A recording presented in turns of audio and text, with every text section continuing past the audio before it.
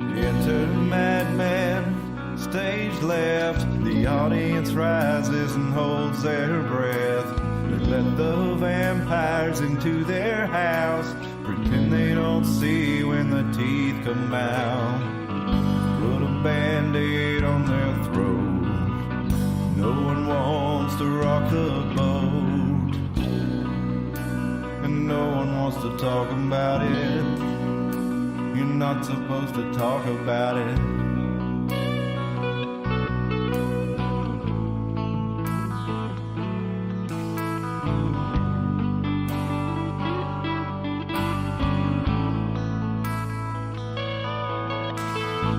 The curtain rises and the players come out. Webs of lies spinning from their mouths. Start looking, listen for a little while.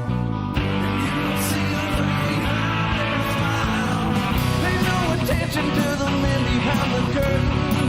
Just look away when you see the blood spurting down to a steady drip. I promise to leave you a little bit. I'll be back for another drink tomorrow. I love the taste of your terror and your sorrow bathing in your blood. It's never enough.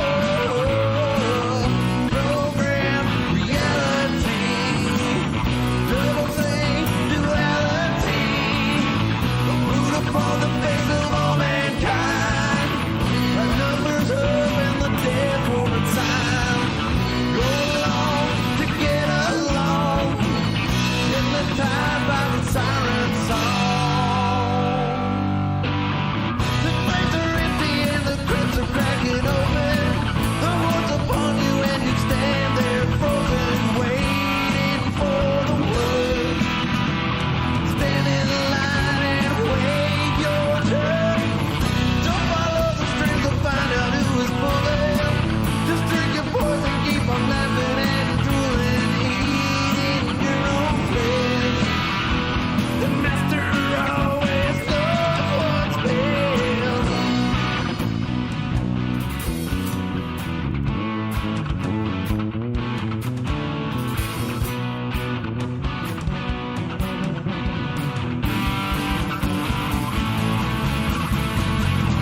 worldwide genocide. The overlords of hungry parasites.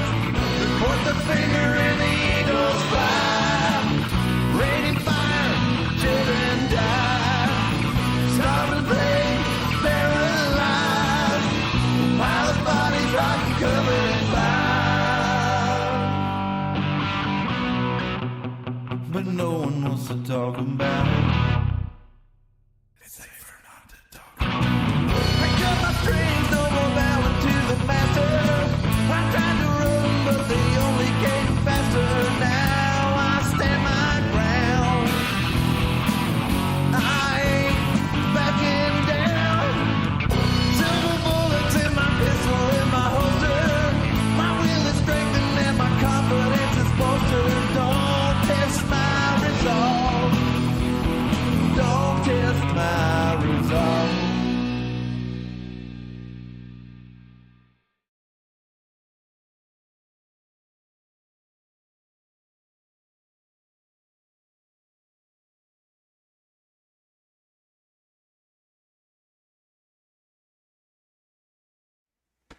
Hello and welcome to the Iron Mountain Hour.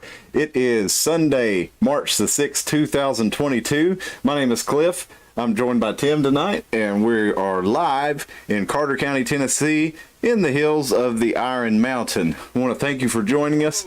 If it's your first time, Tim's checking the audio here because we're having a little issue with our monitor, so we're making sure everything's working okay. If it's your first time, we want to thank you for joining us. If you can go ahead and hit the subscribe button so you'll be in on the conversation from here on out. We do this thing live so that you can participate via live chat, via Skype. I do need to add the Skype to the description of this video, which I'm fixing to do. We're going to get Discord in there, but I hadn't been able to get it to work right to let us record. I think I may need to go through a couple additional steps to enable that. It says it's enabled, but I had an issue with the when I did a test with it. So for now, we'll be using Skype for that, just like we're using YouTube for now. We will eventually be moving to other platforms, but that costs money, and we're going to use the free ones while we kind of build an audience and learn how to use all the software, get actually some proficiency at using the microphone and showing you things and putting together a show that will actually be entertaining to watch, and maybe you'll learn a little something from it too, and be somewhat insightful. We'll be on Oculus next week, though. We'll be there. Maybe so they can watch us in the metaverse. They can go in the Do you think movie that theater. has to be a thing coming up, though, right? Like, if we take any of the biggest ones, like, I guarantee you, like, people would want to go in VR and sit with, like, Mark Maron and Joe Rogan and people like that. Oh, yeah. Just be able to look right and left and watch him interview Kanye West. That actually sounds kind of cool. Doesn't it? Yeah. So, coming to Oculus sometime near you, or a VR platform near you sometime very soon, maybe. But I do think those are some cool ideas, and we've talked about the Oculus and the metaverse, and somewhat negatively, but My issue with the metaverse isn't the metaverse, it's the people that run it. yeah, So- exactly. And that's about the issue with everything. Like, I don't think the idea of a Google is inherently evil. No. It's just they've proven to go against their own original statement, which was "Don't be evil." They got rid of that statement. They got rid of that real quick. Yeah, I forget when it was. Probably several years ago now. I'm thinking around the early 2010s. maybe a little evil, I guess. Yeah. Maybe a Little evil is acceptable, and kind of Google went all the way, and they went on in and did a lot of helped with a lot of the rocket tech there in North Korea, and did a lot of censorship for a lot of different countries They've around the agreed world. for every time China says something they want, they completely censor it, and then they come over here and say freedom of speech. Yeah. And it's like, you mean freedom of speech when it benefits your wallet is what you mean. Yeah. Are there any tech companies though that are, I guess, aren't? Because I guess we get caught up in the right wing, left wing politics game of demonizing one side. Like we say, big tech is evil. Yes, they are, and it just so happens they're also run primarily, by and large, almost all Democrats doing it. But do we really believe big tech is 100% evil because of the people, or is it completely possible? Like, if would big tech would probably still be evil if Republicans were in it? Is what I'm saying, because it would just be evil in a different way. Because so I'm trying to stay right here. So I'm trying to say, I can see clearly. Well, a movie that we mentioned on before, Southland Tales, I don't know if you ever watched it, but I talked about it in an earlier episode. But it was basically, it's kind of, in that movie, Republicans are in charge of the infrastructure, basically, that they set up after the attacks of 9/11. They set up with the Patriot Act and other all the different national defense authorizations and presidential directives that different administrations did after that allowed the government and the military and intelligence to have more power over the individual in the United States. A lot of those were in that movie. They were used by the right wingers, basically. They were the neo-Marxists in the movies. But it really doesn't matter who's in charge of it. It just, that movie kind of gives you an example of how that might be thought of by right wingers in that position. But right now we have a lot of left wingers in that position in the government and the institutional, and you can see by the way the culture has gone, kind of their influence. It had some positive things, I think, in the 1990s, the early 90s. You saw a lot of shows and movies showing gay people in a positive light, and kind of teaching people that they were just people just like you and me. And Golden Girls was woke before woke. It just wasn't done in such a way that said that everybody also needed to die. It was like, hey, we need to make you more tolerant, not. And you had movies like To Wang Fu, Thanks for Everything, with Wesley Snipes and Patrick Swayze, where they were dressing in drag. And then you had movies and shows where the guy would turn out to be gay, and turned out he was just, it wasn't so bad, and I think things like that were kind of helpful. I think lessons are more, I guess what I'm saying, like, I didn't mind because people think the attitude has changed. They think people are getting more sensitive to, I guess, I don't know.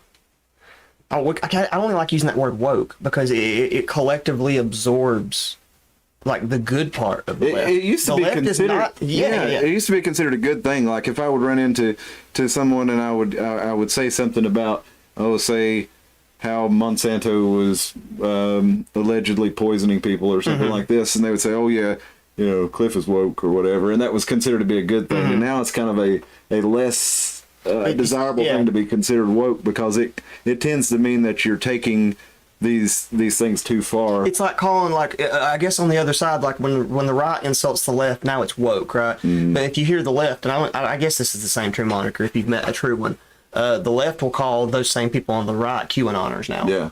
Like when once upon a time it was, I don't know, redneck, I don't know, but like during the Bush years, it was thought that all people were QAnoners. And so it's just interesting the names we give each other, because the woke thing actually was kind of a stolen word. It wasn't originally even on the left. It was kind of like what I heard. First time I even heard that was like a group of like Ron Paul supporters. It generally meant that you understood that there were people behind the scenes, and that there was a bigger agenda at play than what was presented to you on your screens and what was presented to you especially on the small screen with the talking heads. That you looked past that and saw that there was something bigger at play. That was generally what woke meant. And a lot of times it had to do with understanding that the police are not your friends in a lot of cases. That for you as the individual citizen, even if you call the police, you may end up getting in trouble and going to jail. There's a lot of times where that happens. So I think that was kind of where woke started, is that you were aware of these problems and these situations that existed that maybe a lot of people weren't aware of. So, and I think it transcended that and to go into like everything should be acceptable all the time. The activism is when it really kicked off, because it's like, how do they say, the left weaponized activism, because which is really sad. Which I know a lot of people. I get a lot of hell from people because I do sympathize with those people, like the activists and like Antifa and stuff like that, because I don't think people that are on the right understand them just like the left doesn't understand the right. The people that you see burning buildings down for purposes that they're not even involved in, they're being used, and that's why I feel bad for them. Like, they're going to go to jail for something that they're not going to benefit from because they're just a pawn, and I have to feel bad for that person. The same way I feel bad for those people that thought going and breaking into the Capitol, and now they're like going to prison for like treason and all kinds of stuff. And and like some of those people had to have just thought that they were doing the right thing because they were used. Yeah, if you look at some of their social media posts that they put up before they went in and while they were doing it, before they realized that it was, they really did think that they were doing the right thing. And the same thing goes back to. Even as far as I can remember, when the big leftist protests kicked off in this millennia, really was you had the 1999 the World Trade Organization protests in Seattle, and that's the first time I remember seeing these leftist protests get really violent. And it was, you'd see these black clad guys. Like Occupy Wall Street. Well, it grew into that. No, it was 1999. And it was basically when they were creating the World Trade Organization, if I remember correctly. And there were a lot of things that I agreed with them on, because starting in 1994, I can't remember the name of the law, but it was a law that was signed that basically it allowed free and open trade with China without regard to their human rights abuses. Gotcha. And the implementation of that law, and then the growth of it into what became the World Trade Organization in 1999, I agreed with a lot of these, leftists on this, because it was saying, hey, let's not exploit Chinese people for, ultra cheap labor, essentially slave labor like we have today where they have nettings around the factories in China's, because... In case one of them decides they're going to jump? Yeah, because they do it so frequently. And you have, this is like Apple, for example. They run those factories in there, and they have nets around them, but I think a lot of people don't know that there's actually apartments under those factories. Yeah. Because they encourage you. They don't want you to leave. The grift that they get them in is, hey, we'll let you work as much as possible. Yeah. So if you'll just keep working, we're going to keep paying you. Yeah. And that convinces a lot of these real young ones that are poor to go, oh, if I just really grind it out for 10 years, I might have a normal life and be able to do something.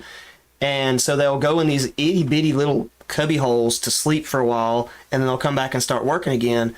And a lot of them end up just working themselves to death. And so it's a real weird grift. Yeah, just work yourself to the bone. You totally won't die of a heart attack, Well, so I can see why, though, that they were against that kind of thing, and I sympathize and agree with that. I don't think it's worth, I would rather pay, whatever, $2,500 for an iPhone than 1,000 if it meant that an American got a job and a Chinese person didn't have to work their fingers to the Those bone same people for that set up that Chinese no wages. thing are the same ones that now that are okay with the open slave trade markets, and like Libya or whatever was under the Hillary. Yeah, I don't know that they're okay with it, but they excuse it What I'm saying because is, like, they're they don't tribe.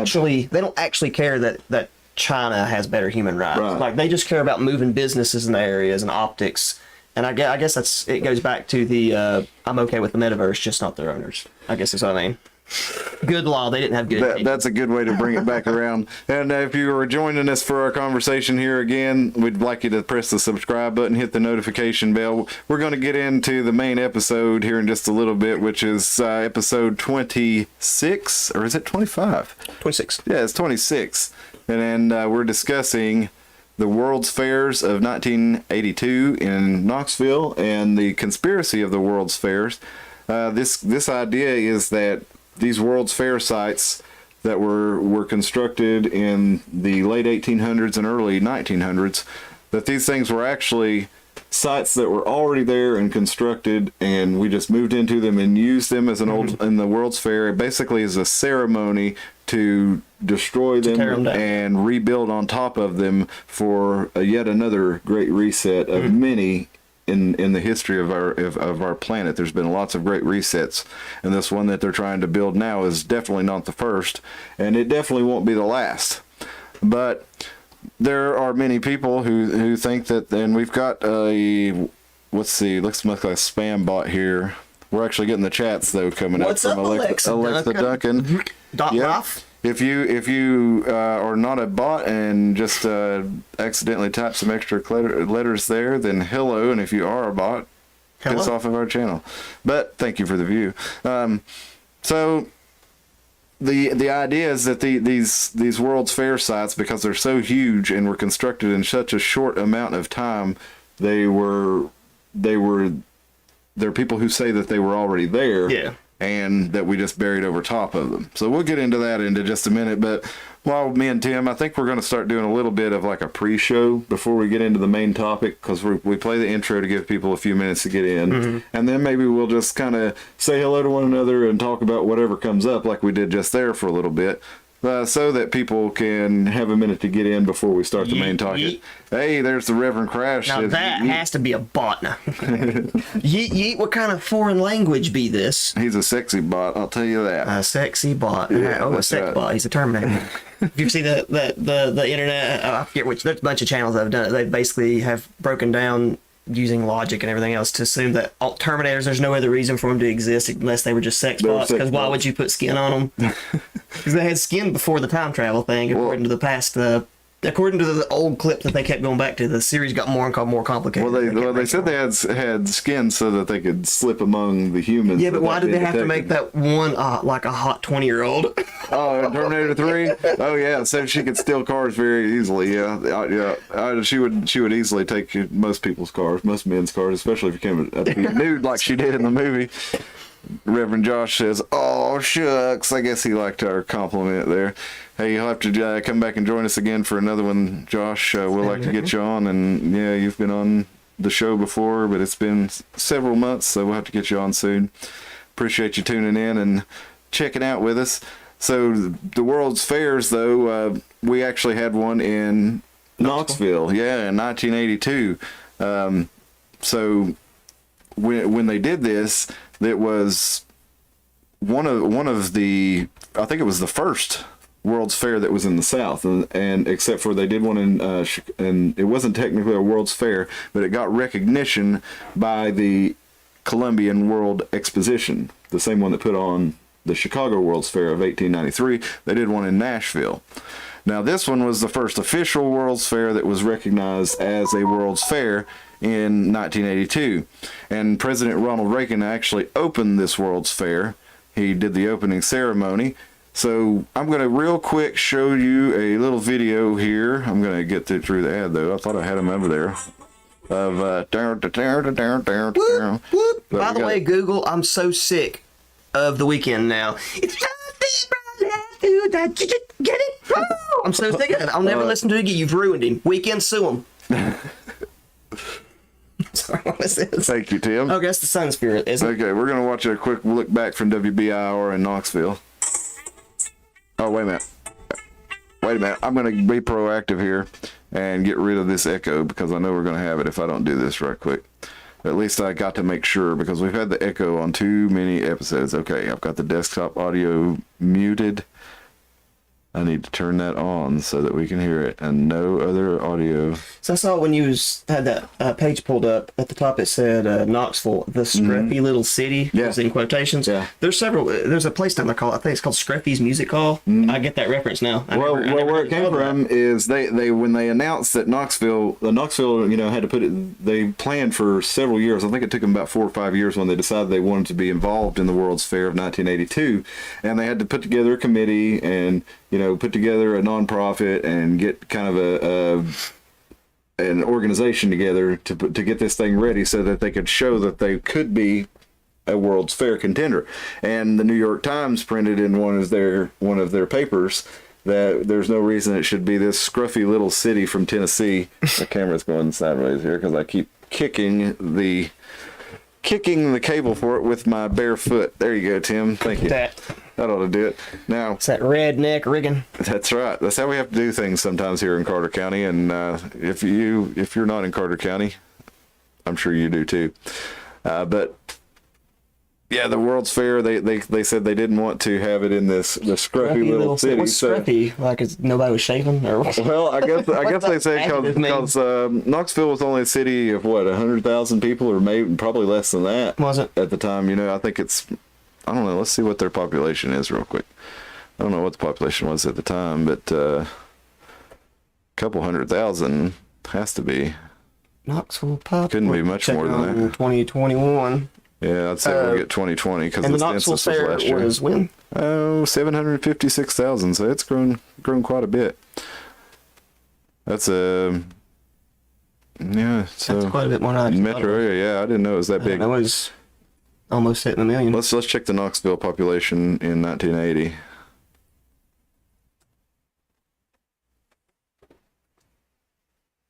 $175,000. Yeah, so that's more in line. That's more what I was thinking.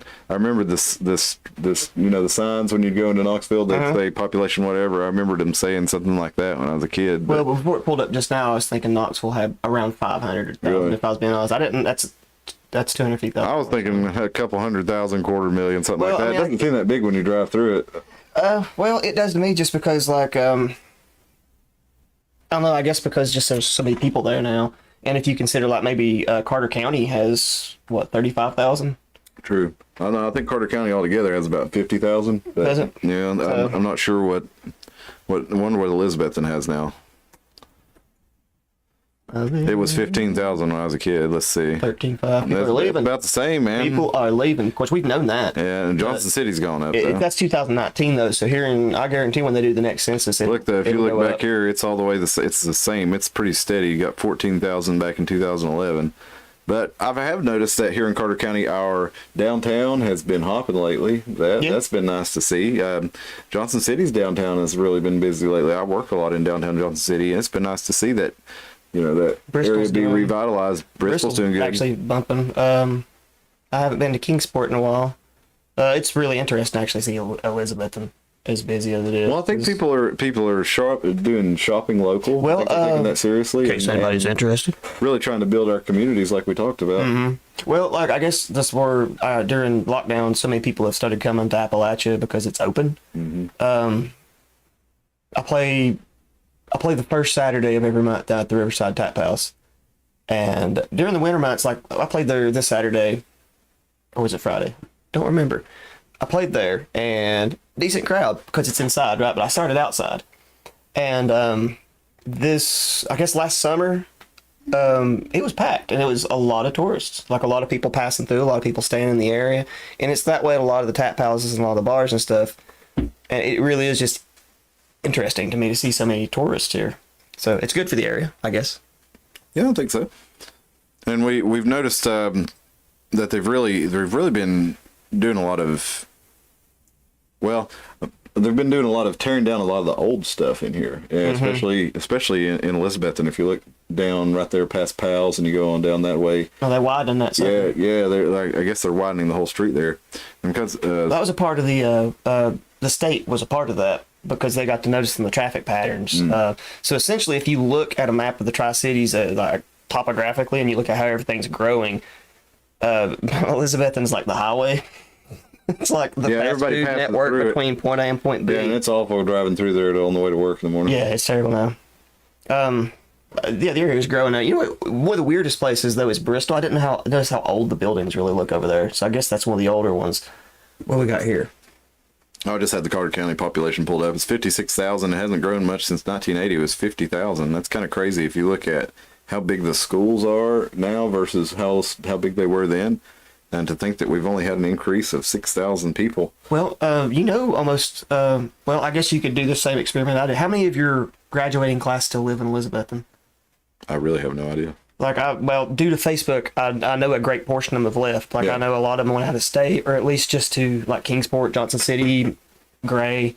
So a lot of it is our generation, or our last generation, I guess. Our parents had kids, and we just didn't stay here. Yeah. So I guess I can see that. So I guess it's going to depend on if your kids stay and if your kids stay. So.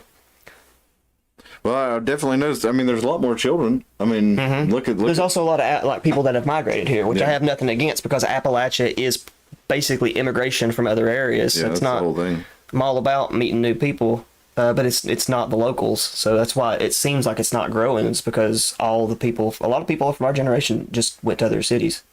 All right, well, real quick, now that I've got this figured out, let's put on this video from the 1982 World's Fair in Chicago. Let me mute, or from Knoxville. Let me mute our microphones so we don't get an echo.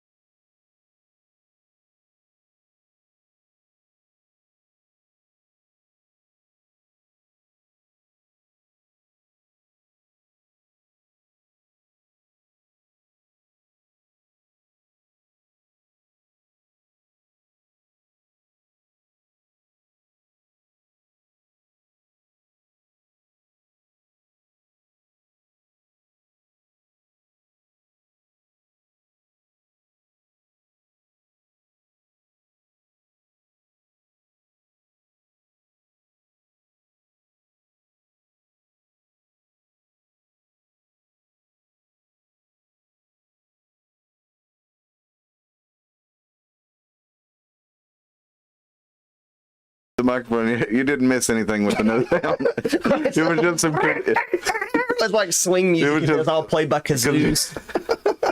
Yeah, it was awful. We were having a good time with it though. But I hate you missed that. Like, here, I'm gonna click it real quick just so you can hear the kazoo. Yeah, I'm not gonna play the video over again because the video, you got most of it. But.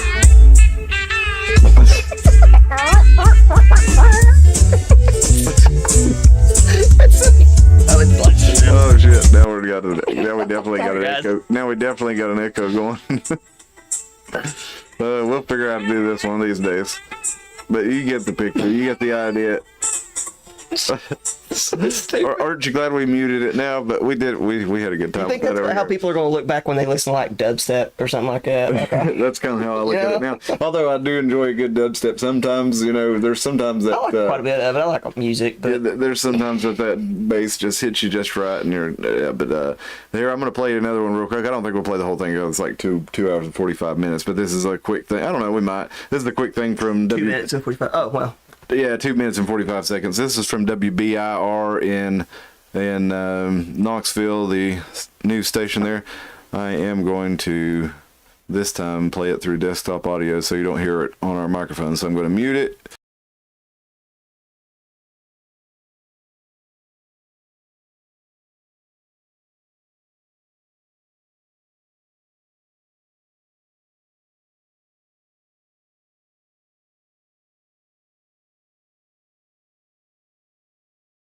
That's forever remembered with the iconic Sun Sphere in the city's most popular park, at least one of them. It was the World's Fair some 38 years ago today, and 10 News anchor emeritus Bill Williams transports us back in time to 1982. The bands played, the balloons soared. Popular singer and Tennessee native Dinah Shore was mistress of ceremonies. And the special guest of honor was President Ronald Reagan, who officially opened the fair. All Americans can be proud of this World's Fair that we open today. Nearly 100,000 people streamed through the gates on opening day, and they kept coming for the run of the fair. There were hundreds, thousands of stories to tell. The 2 millionth visitor on May 31st. On that same day, the wedding in the Sun Sphere of Carl Van Wagner and Sandra Hopkins from Michigan. The 6 millionth visitor on July 29th. The performance during Japan Week in July of the centuries-old Kabuki Theater. Among the many huge stars, legendary entertainer Bob Hope. The stories from the fair spanned the globe as journalists from all over the world covered the event. This reporter from Korea. Channel 10 offered extensive coverage of the fair. Our newscasts were broadcast from studios at the fair itself. Join us on our next World's Fair update. There were special 5-minute programs each day on the fair, and Edie Ellis hosted Welcome World, a weekly 30-minute magazine show. On the 20th anniversary of the fair, former Mayor Randy Tyree remembered. We look back and we can see it was a defining moment in the history of this community because it gave us direction, it gave us purpose. To my dying day, I will be so proud of this community for being able to come together and accomplish the success of the 1982 World's Fair. Fair officials had predicted there'd be 11 million visitors. At 12:15 p.m. on the last day of the fair, that number was realized when Charles and Helen Hutchinson from Cincinnati came through the gates. Fair President Bo Roberts was ecstatic. The major financial goals have been achieved, and we expect the bottom line to be black. And the fair did end up in the black with a profit of $57. After 184 days, on October 31st, 1982, the World's Fair ended. The scruffy little city had overcome many hurdles during the fair's 8-year history from conception to completion. And with a spectacular burst of fireworks, Knoxville brought its 6-month celebration to a triumph.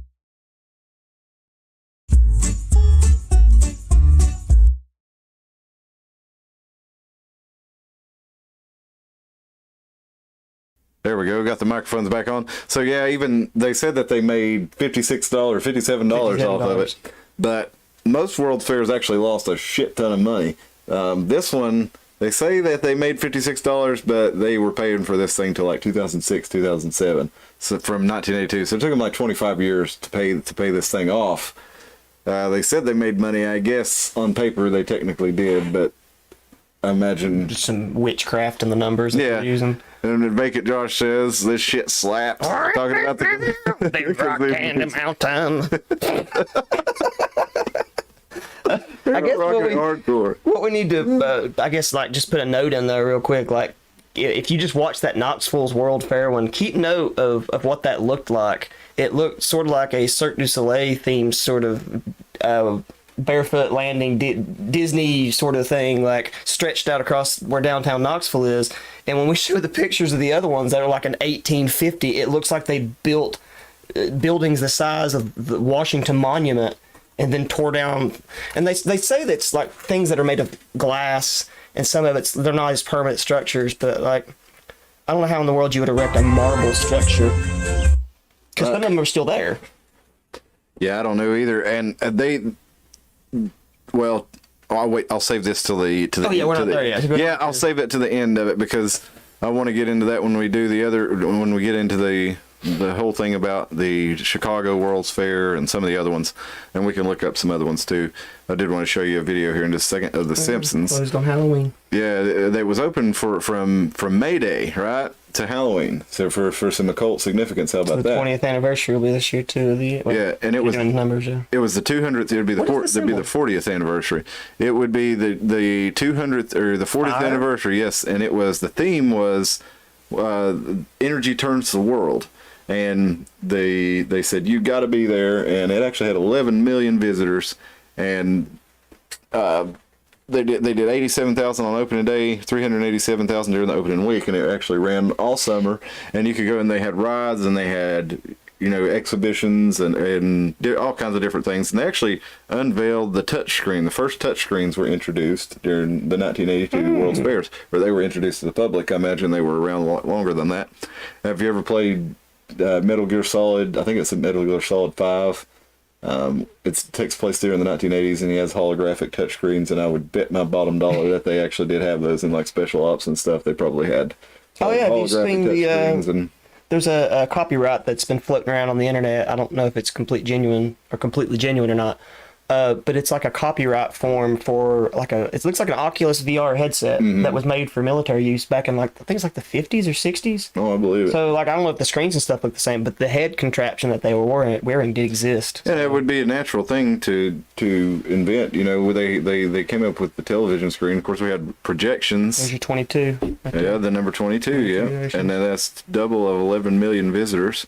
We had Energy Turns the World, and it was actually in an abandoned rail yard next to downtown Knoxville, so it's pretty symbolic there.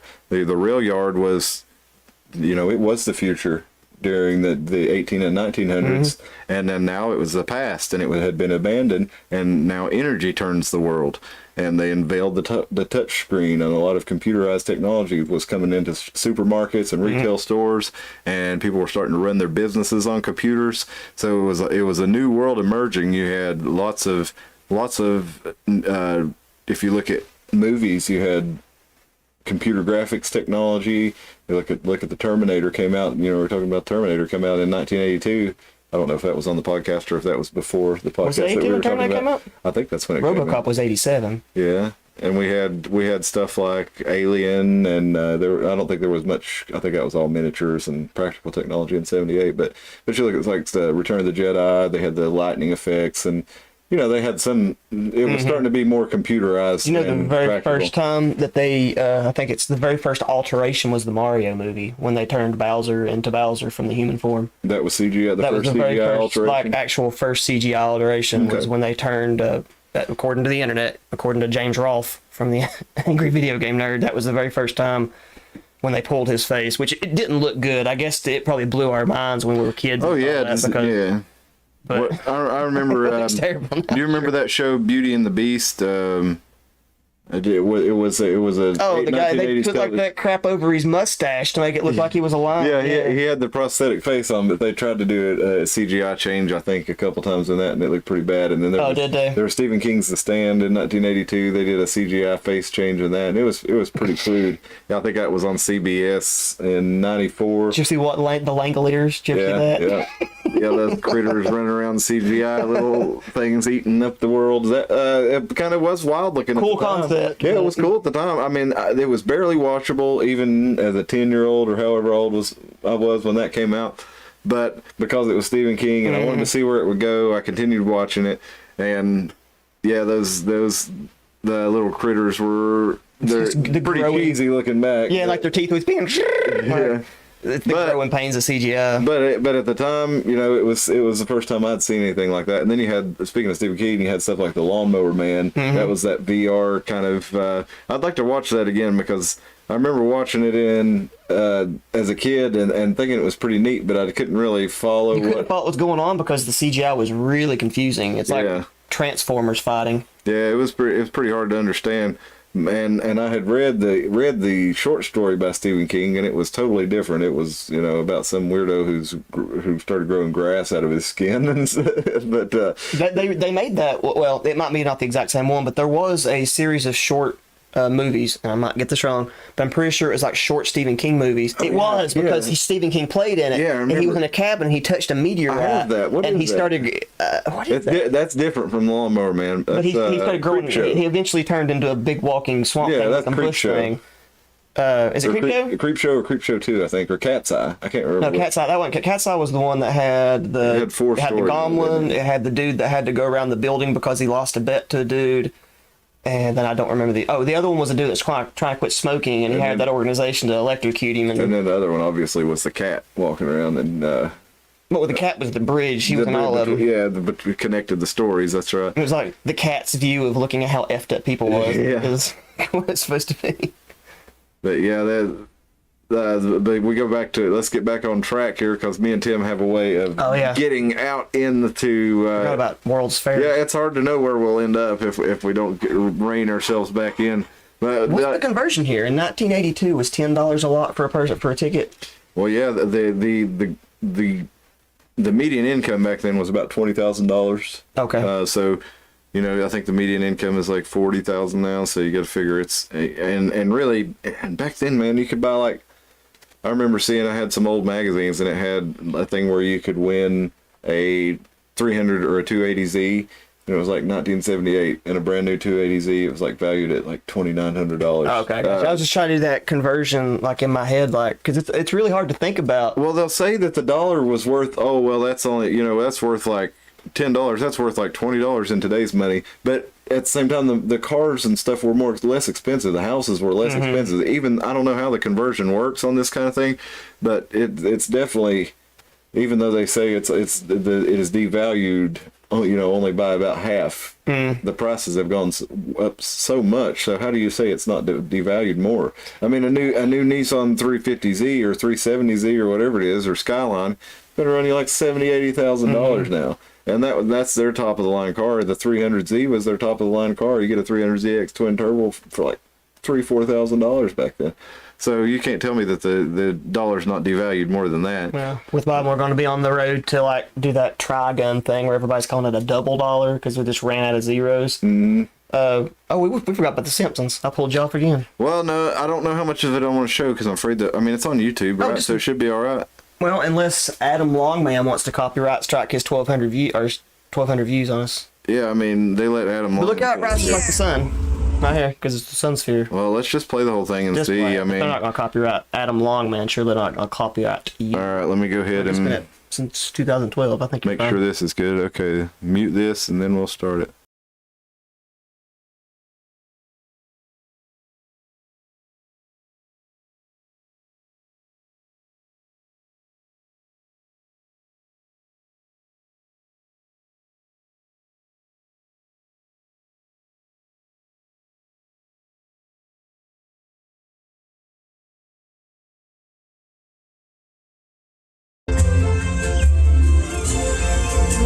We're on the home stretch. Next stop, the Knoxville World's Fair and its fabulous sun sphere.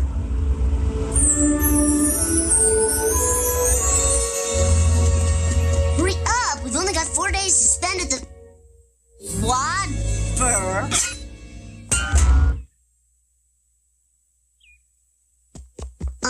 Excuse me. Is this the World's Fair Visitor Center? Used to be, back in 1982. You're 14 years too late. But there's another World's Fair coming soon, right? Before Friday? What about the Sun Sphere? You mean the wig sphere. You're welcome to go up there if you want to see 16,000 boxes of unsold wigs. Now, you gentlemen gonna buy some wigs, or ain't you? Well, I guess fate was against us. It's really nobody's fault, right? Right? Well, we've still got a car and a wad of cash. No we don't. I must have spent our last $10 on this Al Gore doll. You are hearing me talk. I hate this place.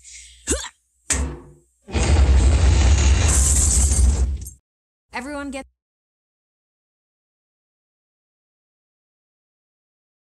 And display capture. Hello. There you go. I did remember the part where it said where the sun sphere fell. I forgot about all the wigs. It's a really weird direction to go with that, but it was funny. Well, and how they go about, like, oh, there's nothing here, and that they really did. They got rid of pretty much everything there, and the sun sphere is still there, and that thing's like 200 and some feet tall. Mm-hmm. It's an awesome construction. And it's not broken or anything. There's a highway running right by it. For anybody that's not been there, they used to let people ride up and down it while the fair was open, and there was an elevator in it, and you could go up to the top of it. Yeah, and they charge you admission. You could go up the top of it, but they closed it for whatever reason, and now it's not operable anymore. But even like then, when it said it was an abandoned railroad, right? A rail yard would be really close to the city still, so it wouldn't have been out in a grassy neighborhood like the Simpsons are making it. Yeah, so I just thought that was a really odd take on it, but it is. Well, but I think the point is though that there's really not anything left of it. There is a 216 cubic foot Rubik's cube. From the Hungarian pavilion. They had 22 different countries there, and one of the pavilions was, like, each country had their own pavilion. Well, the Hungarian pavilion had the creator of the Rubik's Cube brought a giant Rubik's Cube, and it actually is in the Holiday Inn now, I think. It's in a hotel there. I don't remember which one it is, but I thought that's one of the only things, and then the Sun Sphere is still there. Now, if you know the Petros franchise, the chips with the different, basically taco ingredients. That mall food. A taco salad on top of a bed of Fritos chips that they sell at malls. Yeah, that's a disgusting name. That is probably the least attractive name I've ever. Oh, I'm sorry. You go ahead and read. Apparently, he's looking on his screen here. Apparently, the original name was called Petroleum Belly. Why would you eat that? I'm sorry, that just grabbed my eye and pulled me right in. That's why would you name your? Okay, here's a good one.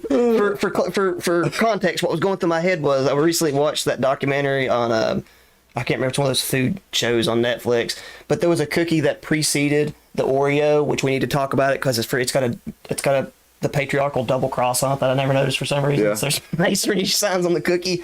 But the cookie that preceded the Oreo ripped off a cookie called the Hydrox. Is that right? Because the people that invented it were like chemists, and they said, what's cleaner? Hydrogen and oxygen are super clean, so let's name this chocolate cookie the Hydrox. Okay. It's like, that's an awful name. It is. Well, no wonder. Then, I mean, Oreo deserves it because... Oreo won because they went to Hershey and got better chocolate. Oh. The Hydrox is like a dark, bitter sort of chocolate, which costs about $35 a box now. Because it's a rarity item. I've become a fan of a dark, bitter chocolate. I don't know. Maybe. Yeah, as I've gotten older, I enjoy more... I don't know, more in-your-face tastes. Like, if I taste something, whether it be a beer or a liquor or a cigar... coffee, wanted to kick me in the fucking teeth. You know what I mean? I don't like the bitter one. I think it might just be because I'm sensitive to bitters, but I have, as I've gotten older, started liking hot foods a little bit more. That too. I've started wanting to eat, that sounds dumb, but like a few more toppings on my hamburgers. That sounds really dumb, but I guess as I am getting older, I am diversifying my taste buds a little bit, but I don't think I want to meet you on the chocolate. Yeah, I like the milk chocolate too much. Milk chocolate's still good, don't get me wrong, but yeah, I like that fancy, 99% cacao stuff, that tastes like... You could snort. Yeah, it tastes like tree bark, kind of, or dirt. I don't know, I've gotten into that kind of stuff. They do that over in Europe, by the way. What's that? They snort cocoa. They do? Yeah, it's a trend in certain clubs where I can't remember if it's like just...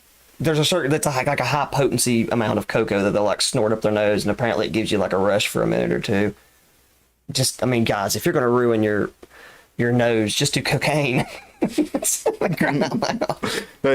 by the way, we're not advocating you doing cocaine. I'm advocating if you're going to snort things up your nose and it's going to ruin your septum, it's going to F up your lungs, it's going to give you all kinds of lung infections. At least get something that's going to make it worth your time. Don't just inhale like chopped up chocolate. I don't know. Have you ever done it? No. You don't like it till you try it. That's true. There's a historical paper I found when I was in history class at ETSU that was talking about how Native Americans, they didn't smoke tobacco the same way as we think. They would like shove a pipe way up your nose, and then a second person would blow it up your nose. No shit. And it was like Shotgun it in was the like a nose. different kind of nicotine. The nicotine got like 19% nicotine in it. So people thought they were like. There's reports like. Do you remember reading about the what was it, the maypole, where the villagers were upset because one of the Europeans went and started like dancing with the Indians in the woods and was having a good time, and they said that one of the verbal reports, or they wrote down, they said that they went to check out the debauchery, and they said people were laying out on the ground, passed out, and they said that the history teacher said at the time that he doubted that narrative because nicotine wouldn't zonk you out like that. And then later on down the road, I found an episode, I think it was Cracked. There's a web series called Cracked, maybe in College Humor, where they actually tried it. And yeah, it looked like it got them pretty lit, and they had eyes as red as tomatoes and stuff. So apparently, of course, that could have just been having all those particulates blown into your sinus. That's true. Yeah, that would definitely mess your eyes up. And probably most of you have heard this by now. It used to be less common knowledge, but you know, the phrase blowing smoke up your ass used to come from, you know, when somebody would drown, they would get a baffle, or what do you call the things that you squeeze to blow something, and they would literally blow smoke up your ass with I can't think of the damn thing. Is it like baffle? Yeah. I always know it as the chimney blower. Yeah, whatever the hell you call that thing. They would literally blow smoke up your ass to try to resuscitate you revive you from drowning. And that, you know, then the phrase came from. Did it work? That's why they realized it didn't work, and they said, "Oh, this guy's just blowing smoke up your ass." All the poor people, like when they die and they go to either heaven or hell, and they're sitting there and they look back in time, they're like, "You mean I died?" And they shoved smoke up my ass for no reason. But he was trying to save me. No, he was just Can you blowing imagine the smoke guy up that your did ass. survive? He wakes up and there's a guy down there going up your butt. Imagine the smoke farts after. Imagine the smell. Have a huge fart and smoke come out your ass. Oh, man. I didn't know they literally were putting. God, we're stupid, aren't we? But hey, I'm glad though. That means we're getting more comfortable with the show because No, I mean, like human beings are stupid that they thought blowing smoke up a person's blood. Well, doesn't that make sense to you? I mean, think about it. If you're out cold, I mean, what do you think might wake you up? It sounds like lobotomy. Some kinky doctor was like, Yeah, but I know it would work. if you're faking, you're not going to keep faking if somebody blows smoke up. Well, your that's ass. what the- Or if you're passed out. An EMT guy, I know, he said that they take their knuckle and they'll rub their sternum to see if they're faking. I think it's the same thing. Well, I've got to have my sternum. Even if you're not faking, if you're just passed out, that's going to be very unpleasant. You're going to be like, what the? Instead of doing this, we should do the pain method. Be like, from now on, we should just one thumb up the rectum. See if it wakes them No, up. you'd have to use a medical device, so it wouldn't be sodomy. Glove. There you go. Well, I'll get off the ass now. Oh man, where did we go? Knoxville 40th year World's Fair celebration. The 40th anniversary of the World's Fair is coming up this year in 1982. Bellows. Thank you, Yes. Josh. Bellows. Yes, Bellows. thank you, There thank you you, go. Josh. You know, I knew that was what it was, but I could not think of That's it. his Aluma Elish moment. That's his, Oh no, I got that wrong. that's his Anuma Elish contribution to the ass conversation. So back in 1982, there was more than 11 million people came to Knoxville to experience the hospitality of East Tennessee and cultures from around the world. And 22 different countries came, more than 50 private organizations. They actually had Australia, Belgium, Canada, China, Denmark, Egypt, France. I'm not going to read them all, but one notable was West Germany because it's no longer around. It's interesting. Yeah.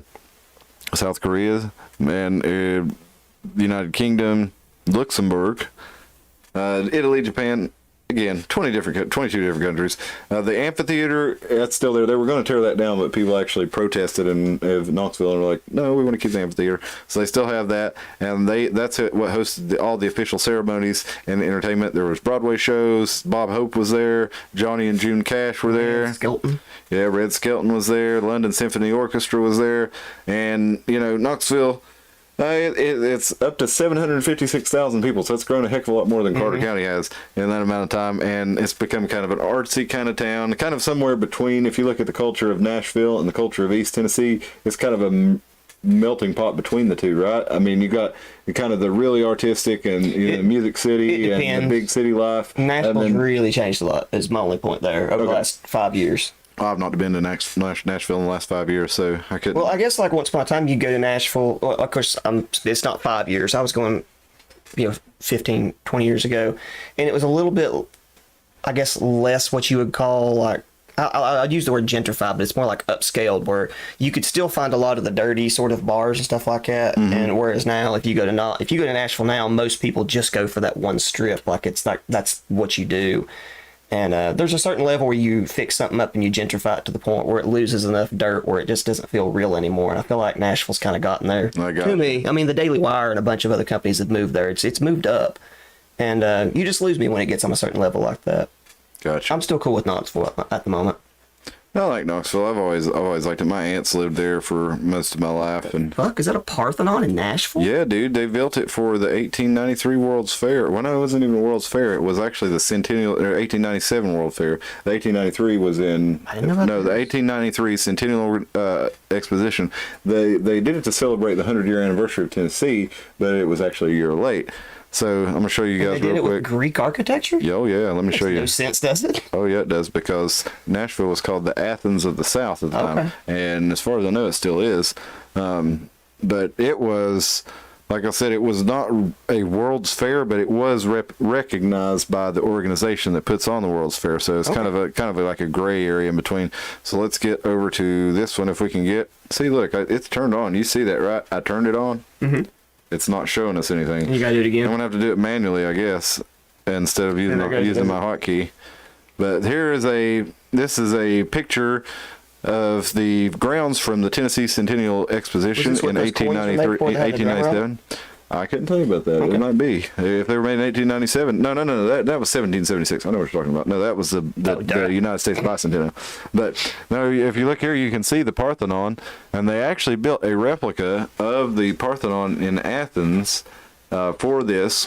And after the World's Fair, now here's the thing. Now, when we get into these conspiracies here that we were talking about, the idea is that they constructed these things, and it's very strange because they built them in such a short amount of time and then they tore them down. Well, something I found out, and that always intrigued me about these ideas, but something I found out about the Parthenon, when it was built for the 1897 Centennial Exposition for Tennessee, it was built cheaply and to make to look like the actual Parthenon, but it was not made to stand the test of time, so they actually had to rebuild it. So it kind of made me wonder if some of these other constructions that we've seen and that people have pointed to as that is the narrative, is that that the buildings were primarily made of like glass and that's why if you do look at a lot of the World's Fairs, even if you see the top of this Parthenon here, that's a glass top, right? Yeah. Of course, that could be for light and efficiency, but most of the buildings.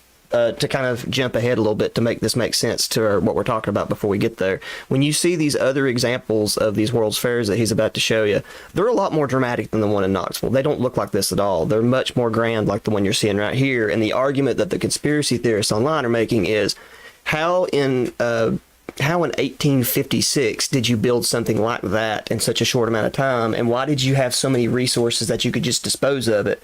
And so it leads them to believe that that city was already there, and they just are trying to tear evidence of past civilizations down.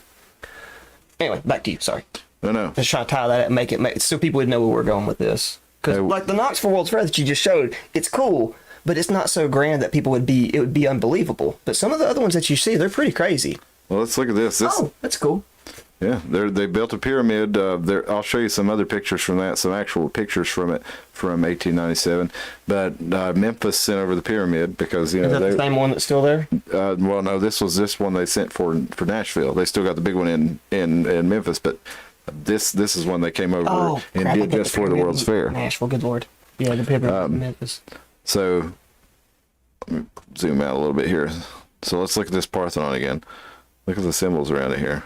Got moon, star. That clock over here, or half clock, or is it like a almost look like a Russian symbol? I'm not sure what that is, but then look at the statue in front of it here. Is that Athena? I would imagine it would be. I don't know. Have to have more detail on that one. What's up here? Oops, sorry. A lot of people, I've seen some people online starting to give Dolly Parton hell about her butterfly symbolism. They're starting to say she's in on it. The sheep monarch programmed.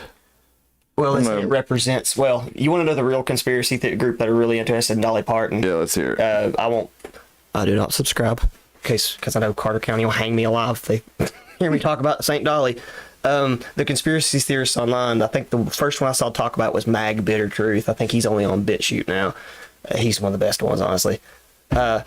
He thinks Dolly is a transvestite or a transgender, and that this has been a Luciferian programming tool to use girly men dressed up as women to convince men to do things, almost like a war maiden. And they think Dolly Parton was one of the original ones to get almost like a magic spell to convince people to adopt those looks, because she admits she got her look from prostitutes. Mm-hmm. And so she dressed up like that. She was unapologetic about getting all this plastic surgery done. And all the while maintaining the good Southern accent, and all that stuff. But at the same time, a lot of her material is not as wholesome as it would appear to be, right? Mm-hmm. And so they say the butterfly represents the transition, such as transitioning from man to female. Oh, okay. And that's where the conspiracy comes from. I've not heard that one. But I hang out in really dumb places online, so somebody's got to do it, folks. Well, even if that is true, Dolly gives free books to kids and does a bunch of cool stuff. That she could be a piece of shit, and I wouldn't care, because I'm not about to start judging people I don't know. Yeah, I don't know her either, and I'm just saying that's one good thing that she does, because I've got a bunch of books from her imagination library from my kids when they were growing up.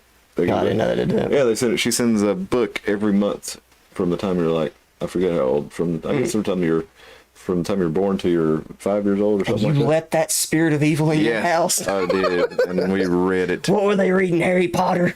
I wish. Some of them were pretty good. But what we got here? Let's finish this one up and get on to the next one, because we're in about an hour. I want to show you a couple of pictures real quick. We got the Tennessee Centennial Exposition, International Exposition. I'm trying to pull up this photo here. Dang it. You see me jamming the hotkey. Let me switch it to this other one. Slang? Yeah, jamming their hotkey, baby. Let's see here. All right. I'm going to jam it again. Not working. Not working. Oh, well. I have to manually. No, it's not a will. I'm going to have to manually do it, because you can download it. Shows it being on. There we go. Oh, I get what you're saying. I didn't know the people could see it. When I hit it to the hotkey, you should be able to see this, but I have to manually go in and do it rather than the way it's supposed to work. Now, is this what is it? This is the Nashville Centennial Exposition from 1897. We've got our pyramid here from Memphis. You can see in the background, Chris Angel's already walking up. We've got our Parthenon here that was rebuilt after the fair because people thought it was so cool. And see if it'll go away. Yeah, it'll go away just fine. So it'll come back. There it goes. Is the Parthenon the only thing left, though? I think so, but it wasn't really left so much as it was redone. So let's go back here. A couple other pictures from most of them that you see. Most of the pictures from it are of the Parthenon. Here's what it looks like today. That's a small, low resolution photo. Hang on just a second. Let me find. Here's an interesting one here, though. Let me show you this real quick. They've got the postcard. They've got a good list of photos here, so let's see if I can zoom in.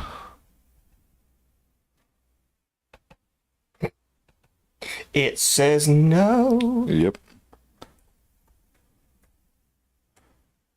Override it with the keyboard there. There we go. And we got an interesting looking statue here. This is actual photograph from the World's Fair. Now, this to me, I guess it could be, but that doesn't look like a cardboard construction. I mean, this is a low resolution photo, but is that what they're saying? It was almost like the haunted houses they would build at Universal. Yeah, I guess. Where it's like that's a pretty dumb reference. That's a small group of people that's gone to that.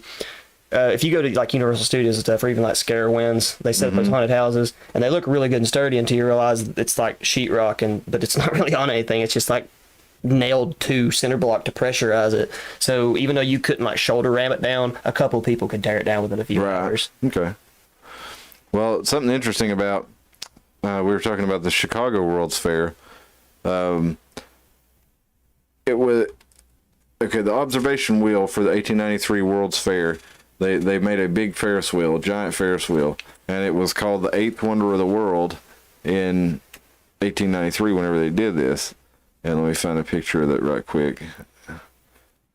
Here's the postcard picture. And these each of these, whoops. Ferris wheels are a theme in these, aren't they? Yeah, they are. Each of these cars is the size of like a studio apartment. That's like the size of a bus. This is not some tiny Ferris wheel. You look at that thing. The size of a tram car. Is the one? Tram I guess car. they call it the Eye in London. Eye of Is that London. related to a World's Fair? Or they just build that thing for the hell of it, I'm not aware. or to make a Doctor Who episode of? There's actual photos of people going up, so you can kind of see how Look at that. large it is. Those are the size of the tram that you ride in Gatlinburg. Yeah. Oh, I can't zoom in. That's a Ferris wheel. See if I can do it this way. Nope. Nope. They will not let me zoom in on that.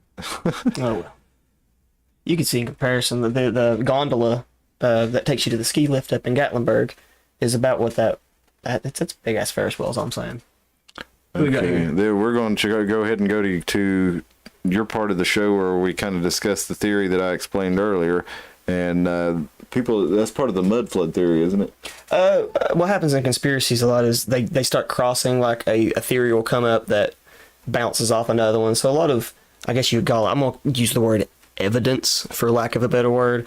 So people will find evidence that's a part of someone else's conspiracy theory and then they adopt. Like, there's a lot of people, for example, in the conspiracy world that are the Christian narrative, and they're really angry at the mud flood people because they think they're trying to steal their flood.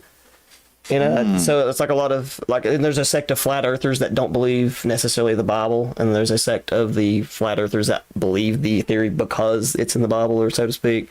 So I don't know which one came first, if World's Fair was evidence for an ancient civilization here before Europeans arrived, or if the mud floods came first. I'm not sure which came first. I'm going to show you an actual photo here. This is the 1893 World's Fair in Chicago. Now, that's crazy. Wait till I tell you how many acres this thing was, because I thought it was like 70 acres. Let's see real quick, because I've forgotten now. I'm thinking it was like, where's it at? You're in Columbian. Yeah, this is it. World's Columbian Exposition, Chicago. 690 acres. I told you wrong, because I thought surely it couldn't be more. Surely it was 69 acres. Look, this first line. Just read that. You got a better reading voice. The centerpiece of the fair, that one? No, starting from the World's Fair in Chicago in 1893. Oh, you're doing well. Also known as the Chicago World's Fair, was a World's Fair to celebrate the 400th anniversary of Christopher Columbus's arrival in the New World in 1492. Now, is it the New World? Now, or was this the old world that they were just coming back to? That's where the theory kicks off, is that they knew this was here, and Christopher Columbus. Another theory that goes into Christopher Columbus is they wasn't even a person; it was an expedition. And this was the world's fair, or the Chicago World's Columbian Exposition. So that was, the World's Fair. That could be a different. Okay, there was all different expositions that could be held all over the world, and one of them was selected as the World's Fair. You understand? No. Okay. So I do understand, but I didn't know that. Okay, Go ahead. Okay. No. So this is the World's Columbian Exposition, but this was the 1893 World's Fair. Okay. Just like you had the Centennial Exposition for Tennessee in 1897. It wasn't technically the World's Fair. It was one of many expositions that were held throughout the world. But boy, that'd be a disappointment to build that monstrosity and then not get the title of World's Fair. You just get exposition. No, these guys did get the World's Fair. Doing all that, then Scrappy City gets it instead. Yeah, look at this. Look at this big dome back here. Look at this giant boob.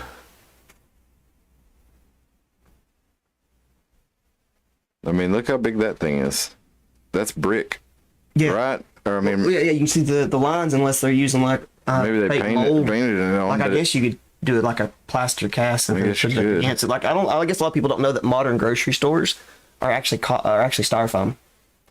Because I've watched them build them. I've watched them build a bunch of them. Yeah, like how the outside of them, and then the molding on the inside of like Ingles and Food Cities and Kroger's. That's actually styrofoam that they just paint because styrofoam's cheaper than wood molding. And then they take it a step further. Those big, like the new Food Cities and Kroger's that have almost like like the arches and buttresses on the sides. Oh, of it. okay, I know what you're talking all about. that is they take styrofoam, carve it out, Gotcha, yeah. and then they cover it in concrete because it's not even a supporting unit anyway. Gotcha. So if an earthquake ever hit around here, all the food cities and Krokers are just going to disintegrate.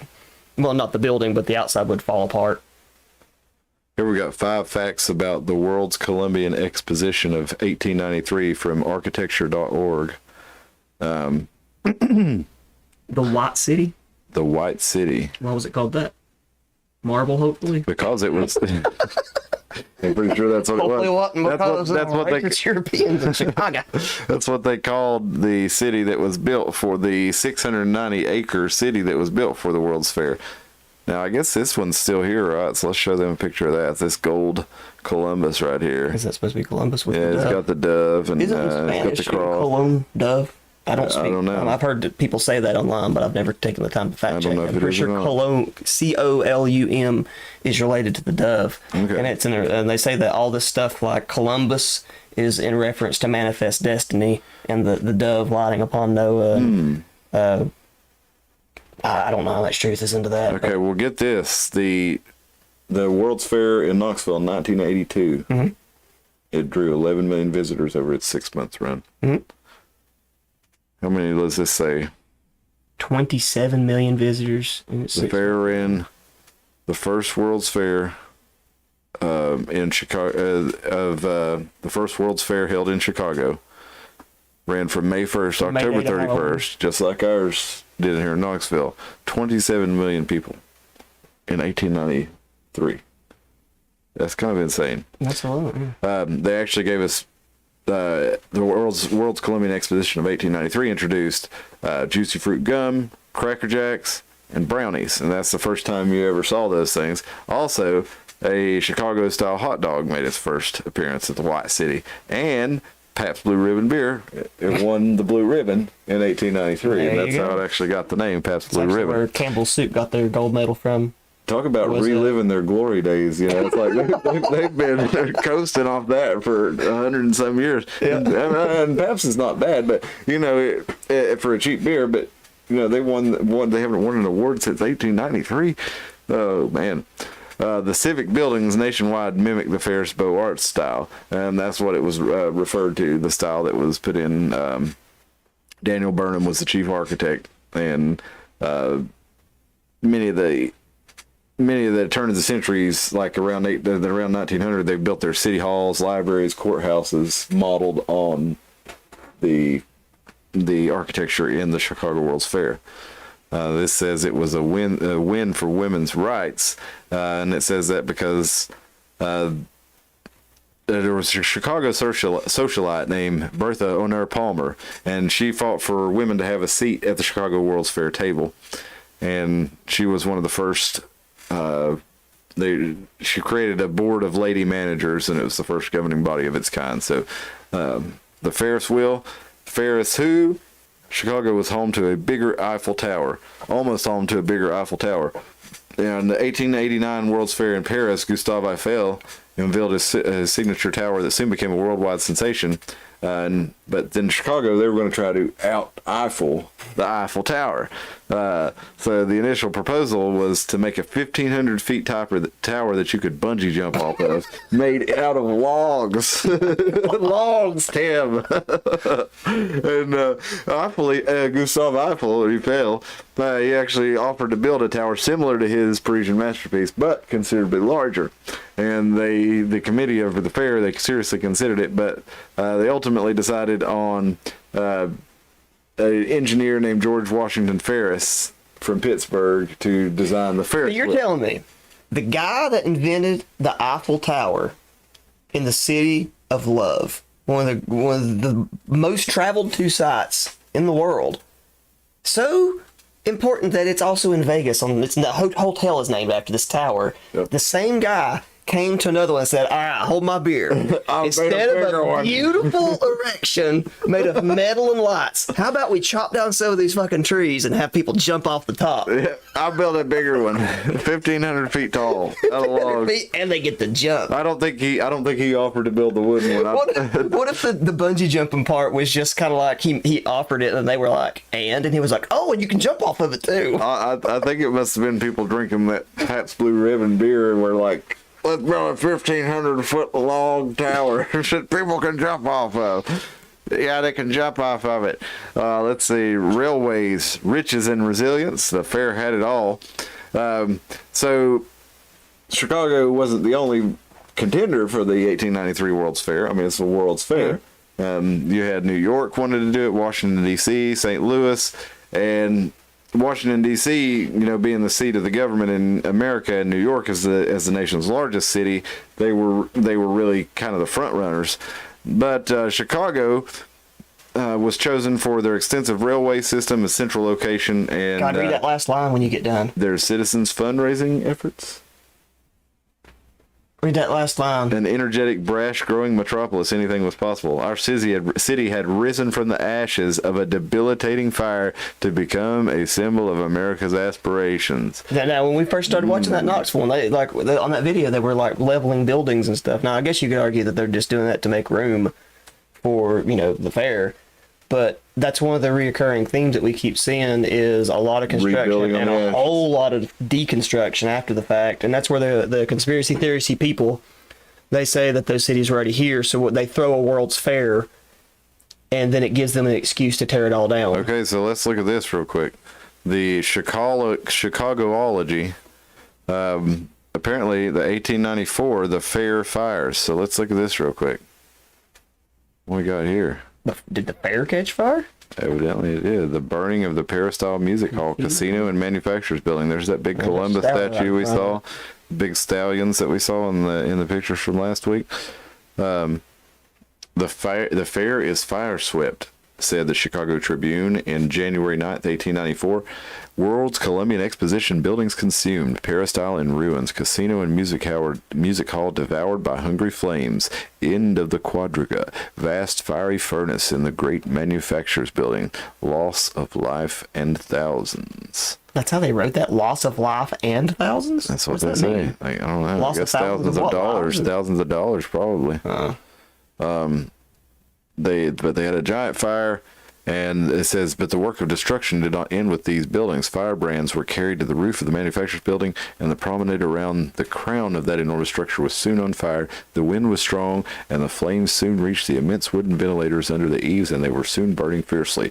The story under the roof was ablaze. From this, through the great holes in the glass roof, fell a continuous shower of firebrands, and in 20 minutes there were over a dozen small conflagrations in the Belgian, French, Germans, and English sections. Firemen and Colombian guards fought these fires so successfully that although the facades and exhibit structures were destroyed, not more than a dozen cases containing exhibits were burned. So they saved most of the museum exhibits there. Even though, and here's a artist rendition. Did it catch fire? Of the burning of the music hall. Basically plywood and stuff, probably. Well, I mean, yeah, if we're to believe the official narrative, which I hate to do, but in a lot of these, in this one, it kind of seems to make sense. Because how was stone going to burn like that? Yeah, and I mean, this would have been a well-known thing in Chicago, especially, and it would have made. I mean, bullshit can travel a ways, but at the same time, you'd think it'd be pretty hard to cover this up. I wonder what this population of Chicago was in 1893. Ultimately, that was what I came to when I was researching this, is that these things probably were really built to be destroyed, and I think maybe a lot of people look over that when they're trying to find. We've been lied to about so many things, and so much of our history was bullshit. So it's easy to see why people would see these great photos of these grand. What are the odds that well, I'm just taking the other side just for the sake of interest. There was 1 million people in Chicago in 1893. Jeez, that's 1893. Mm-hmm. Oh, we're so pathetic. Our Knoxville's not even there yet. Scruffy, you got to get there, baby. Johnson City was Little Chicago about 30 years after that. 2.7 million now. They've grown quite a bit. But I'll tell you what, as a percentage, Johnson City's grown a lot more. Well, Chicago has that whole constant population drop. 66,000 as of today. That's actually that 67,000 of 2022. Let's see, 1893. In 1998, it was 57,000. It was the 7th largest city in the state back then. After 2020, according to Wikipedia, Johnson City has 71,000. Let's just see Johnson City population 1890. If we can find that. Tennessee Census Bureau. Give me just a second, folks. Tell us something about that you've heard about those theories real quick while I look this up. My bad. I've got to go through the Tennessee state census page. They think that one of the reasons for the World's Fair, because this goes back to the ancient civilization theory, that there was the theory was this was actually this is the Tartarian theory, that this was where the world actually was, that this is essentially the core of where the Illuminati wanted to be to begin with. They just had to come back after volcano, whatever, destroyed it, was over. And so they already knew all this stuff was here. They're just rediscovering everything. And if you go with the theory that they've been doing all this over and over again, they think that at the World's Fair was also an excuse for them to slowly unleash technology that we already had. Which, I mean, I guess the technology that they're considering is like when Tesla would bring stuff there. But I mean, like, we're looking at like, why would they hold on to a hot dog for that long? If the Illuminati's been holding on to the hot dog for millions of years, why did they suddenly release it in this one day? It seems like a pretty arbitrary technology to hold on to. I don't know, man. I get wireless energy, but the way you encase that ground meat in that intestine casing, I mean, I don't know. That's the wave of the future. Okay, so I found the population, Johnson City, through Tennessee Census, and if we look right here, and look, no, it doesn't want not wanting to work every time I try to do it. Let's see, let's hit it manually. And back here, Johnson City in 1890 was 4,161. That was its population. At the same time, Chicago had 1 million. Now, Chicago has grown to 2.71 million today, but Johnson City has grown to 71,000. So we've, as a percentage, Chicago has been well outdone by Little Chicago. But if you can see right here, they had a huge jump from 1910 to 1930. They went from 8,000 people to 25,000 people, and that was when a lot of the liquor was allegedly being run from, down where the liquor was being made in the hills of East Tennessee and North Carolina and being taken up to Chicago. Say Shady Valley, up on old Copperhead Road. Well, we know well that Cocke County and it's just going to do everything manually. Cocke County and down towards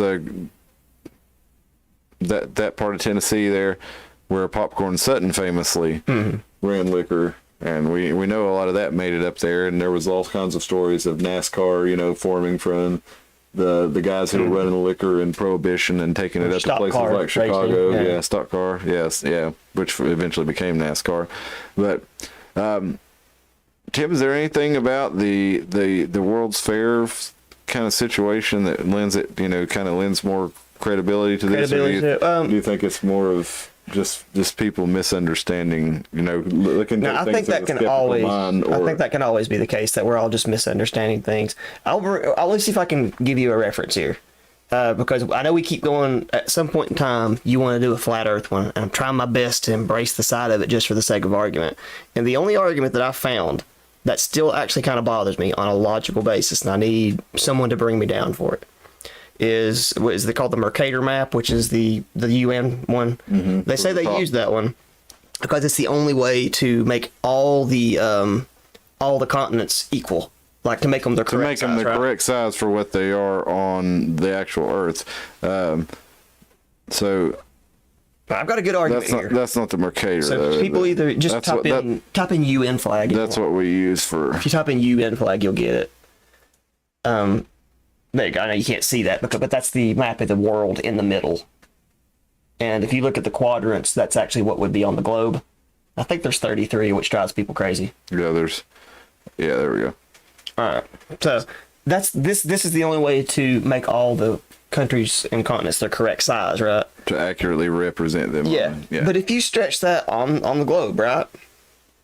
It doesn't work. Like some of them stretch out and some of them don't work. So it doesn't make sense to me why you can't just. They're like, no, when you start stretching the map out, don't stretch them, okay? I don't know who fuck's making globes, but stop stretching the countries. Like, don't create that problem to begin with. It seems like it's such a stupid, easy thing to fix. And if there's something going on here that this doesn't fit on a ball because Neil deGrasse Tyson says, oh, it's more of a pear shape, in fact, then make a globe a pear shape. Stop confusing people. I think the issue is the lines here to be able to demark the different sections of it so that you can use it for navigation. I think that's so that it's basically so that we can grid it out and it actually still fit on there. I think is why that is. Don't do it. It's so stupid. Like, I know that sounds, but it makes like it makes it a useful map as well. I'm just saying you should be able to make.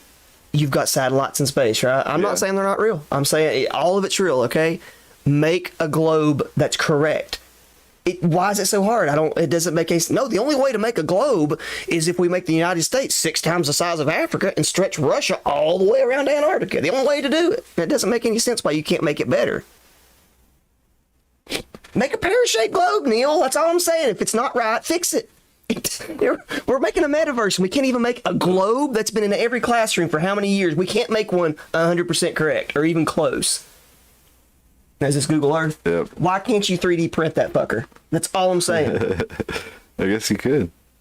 Now, I know with like, they said that the modern globe makers are getting some hell because China has drawn this little line. Like if you look in the sea, the Chinese border has this little line that goes around a couple of spots in the ocean because they're being made in China and they can print their globes that way. So China, if you look at their space on the globe, there's a little red line that goes around and absorbs a bunch of other places. Oh, really? I didn't know that. That's incredible. They say you can see Wuhan. Wuhan. Kind of the center, isn't it? Mm-hmm. I need to do. We've heard a lot about Wuhan lately. Crazy architecture over there in the. And this is one of those giant cities, that China is famous for. How big that river is. Besides being brown as hell. Yeah, it's gross. They say they have a lot of pollution over there. Look at this. Now look at this. What's this? See how the water clears up over there, though? It's like a. There it goes. Suddenly, all of a sudden, or is it just like the Google? China just placed that in there. They're like, they got lazy and stopped photoshopping at that point, making the water blue. Labor residential district. Here's where our laborers live. As you can see, that place is huge. That's pretty incredible technology. There's YouTubers and other people. What's up there? You got Orville down here. Orville Riddenborker. We have a guest. He wants to come see your dad. I guess if anybody just really wants to sit here and like if they want to go beyond what we're doing here, because what we're trying to do is just introduce the topic. I'm not as well versed in the actual theories. There's a YouTube channel called John Levi. It's JONLEVI, and he does a lot of old stuff. He believes a lot of theories I don't necessarily subscribe to because I don't really subscribe to anything. But he finds some really crazy stuff, and they take the map and they just zoom down using Google Earth and they just show you how weird our planet really is. There's so much stuff just out everywhere that can't be explained. There really is. And pyramids everywhere. I mentioned Jim Lee on another episode, and Jim Lee did a pretty incredible thing where you used to be able to take Google Earth on your PC, and well, I guess you still can. Actually, Jim Lee used to be able to do this, and he can't anymore. But he would create custom maps where he would have overlays, and people could download them, and they could look at things like all the nuclear power plants, for instance, in all the world. And he would add all kinds of different stuff. He would add weather modification projects, for example, like some of the things they're doing in Colorado to use. They basically intercept kind of some of the weather from California to make it go ahead and snow on the mountains before that moisture makes its way out to California. So he's showing all these. So they're hijacking the orographic effect, essentially. Well, and he's showing all these different all these different weather modification things are taking place, and.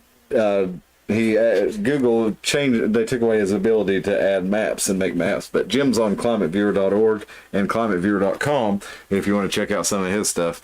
But he used to make some really interesting maps with a lot of different things. Has anybody done what would they call ley lines. What they think that all these different buildings are laid out on electrical grid lines. Well, that's actually, I think, what Jim Lee started doing. Okay. And the reason I mentioned him earlier is because he was a member of Anonymous at the time. That Anonymous was really prominent in the 2010s. And he was on that episode of Quite Frankly at quitefrankly.tv, where they explained what actually happened to Anonymous and how it was co-opted, and that even back then 1 in 4 computer hackers was known to be an FBI informant. So you can pretty much guess where that led. If there were a lot of informants and a lot of agents involved in it, that pretty much led to it being, like many people think WikiLeaks has, totally compromised. The catch me if you can theory. Like, 'cause if you look at the, you know about that, right? It's a decent movie. Tom Hanks and yeah, I like the movie. Oh, no, it's I don't know much about the theater. Yeah, it is DiCaprio. Yeah, it's DiCaprio. He plays a forgery guy, right? He's a guy that gets really good at forging checks, and the IRS, one of those people, one of the groups goes after him. But long story short, they end up, after they catch him finally, just making him serve out his sentence or whatever by just coming and working for the government to show him how to catch other forgers because he was so good at it. And I would think that would be the case for a lot of hackers in the U.S. too. That if you're that good, we're just going to put you on the payroll. And that's the way it's done the world over. I mean, if you're a good hacker in China and they catch you, they say, okay, you can go to jail or you can go to work for the Chinese government. And we've got into a little bit of the history of hacking war, and it's basically a little bit of the history of 5th generation warfare and how computers are used in hacking. And we talked about the Stuxnet virus that the U.S. and Israel used on Iran back in, I think, 2013, 2014. I don't remember exactly. It was just somewhere around then, but that was the first time that a computer virus was actually used, a piece of malware was used to create real world harm. They put this virus in there, this computer virus in there, and they caused it to overspin the centrifuges with the uranium in them at the nuclear power plants in Iran and caused them to catch fire and cause damage. And that's the first time on record, at least, that we know of that's been done. I guess I always think of like computer viruses being like goofy stuff, not things that could actually tear up a factory. Yeah, but they got into these Siemens. I think there were Siemens ProLogic centrifuge controllers that they actually hacked this. Well, they didn't hack it. This virus that they put in there, this malware, took over them and caused them to spin out of control until they broke themselves and caused physical damage. So we saw, that it's only, the technology has only improved since then, or it's only, it's only gone further downhill depending on how you want to look at it. Did you ever hear the rumor that John McAfee was the one that made the Michelangelo virus to promote McAfee? No, I don't know if that's true or not. He seems like a madman enough to do that. Yeah. I think the Michelangelo virus was invented by at least someone he knew just to promote the antivirus. Well, and another thing that Jim Lee brings up that I think is a really good point is, why are the way we do computer viruses and antivirus software is you have a list of viruses, right? And your antivirus software searches your computer for these viruses. But why don't we have a whitelist instead of having a blacklist of things we don't allow? Why don't we just say, okay, only these things are allowed, and you choose what's allowed in your computer? Because you need to look for it, almost like an immune system. No, it's just because that's the way the antivirus softwares are designed, and there are some that say that they were basically, like you said, designed that way in order to. I get what you're saying. Because you constantly have to be updating the virus list, right? So if you get a virus like that Stuxnet virus that we talked about, if they got that in Israel and it had never been seen before, they had no way of knowing that it was a virus, right? Because everything is allowed to come in until it is blacklisted. So after that, they would blacklist it. But yeah, I don't know enough about that stuff to come up with a argument. I just don't like the way a lot of these antivirus, from what I understand, started working was instead of like when a input would try to come in. I think a computer guy heard it. He described it as, imagine someone calling your phone and you pick up and say hello, and they say, hey, can I talk to you? And you say no when you hang up, right? They said what modern antivirus started doing, or even like people that were trying to hack into your stuff, rather than saying no, go away, it just doesn't give a response, so they don't think it's anything worth bothering with. That may be outdated tactic now, but I heard that explained on a computer thing once upon a time, and that makes more sense to me. Like, you're only going to get a virus if you're connected with other stuff, right? Gotcha. Yeah, that makes sense. So don't download anything. Easy as that. Well, listen, I think we about reached the limit of what we're going to do tonight. It's an hour and a half. I don't like to go much longer than that unless we're having a particularly important discussion, and I think this one has been more fun than anything, and we appreciate you joining us, and we'd like you to come back. I am going to get our gun range video put up. I've got it edited. It's almost ready to go up. I had to get a list of the guns that we were using so that we could tag them, and hopefully people who were looking for them would be able to find our video for them searching for a specific model gun, like an Aero Precision AR or a ZPAP 92, whatever it is that you may be searching for. You'll find that video and hopefully lead some more people to the channel. But we really appreciate you joining us, and we'd like you to subscribe to the channel, hit the notification bell. We're here Sunday nights and Wednesday nights at 10. It's Dustin's birthday. Him and Jonathan that came to see us from episode 11, I think it was, where we looked at Nibiru Returns, and Dustin. I want to tell you guys happy birthday. We appreciate you joining us tonight, and Dustin will probably be back with us next weekend. Tim and I will be here Wednesday, probably via Skype. Tim will be joining me on Wednesday nights at 10 p.m. to do the news and current events roundup show. And we're kind of getting a little format for the show coming together. We're going to do a little pre-show. We're going to do a little show that we've researched on Sunday, and then on 10 o'clock on Wednesdays, we're going to do a news and current events show. And we want you to come in on both of them. We want you to comment. We want you to email us at theironmountainhour@gmail.com if you have ideas for a show. If you have anything to comment on the video, you can do that here, or you can send it to us at theironmountainhour@gmail.com. And we want to thank you again for joining us. We're going to get out of here. Everybody have a good night. And I have to still kill the program.